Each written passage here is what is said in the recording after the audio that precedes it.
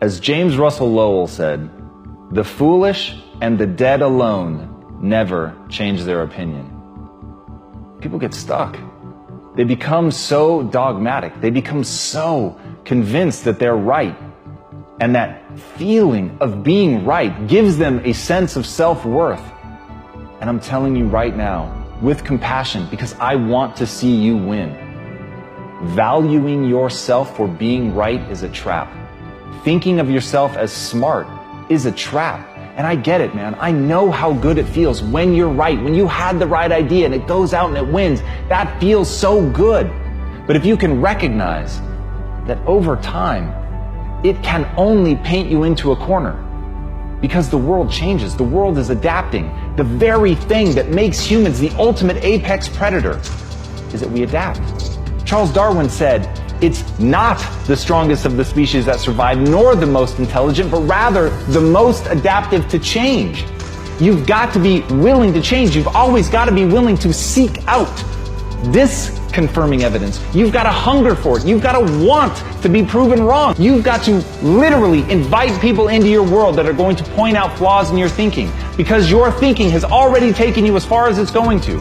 So if you want to get farther, if you want to get to that next level, you've got to stop valuing yourself for who you are, what you think, how smart you are, when you're right, when you're wrong. All of that is irrelevant. You've got to value yourself entirely on your willingness to admit that you're wrong.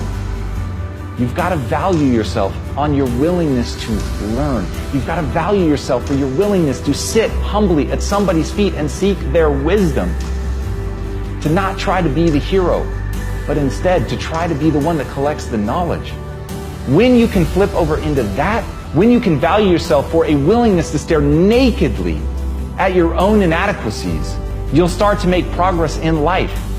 But no matter how far you've gotten, no matter how much you've won, no matter how certain you are, no matter how much the things you've done in your life have proven to be correct, as Charlie Munger says, you must force yourself to consider arguments on the other side. You can always reject them.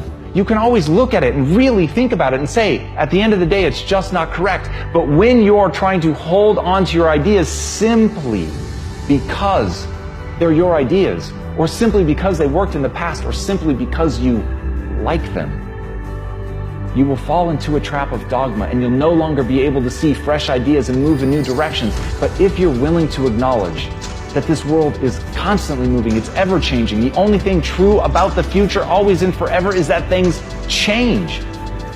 And if your thinking doesn't change, you'll never be able to keep up. So if you want to do something extraordinary with your life, step number one, always seek out that disconfirming evidence. Always look at arguments from the other side. If you're able to do that, then you'll always be able to stay ahead of the curve, and aging won't be a problem, because you're going to stay fresh in your mind.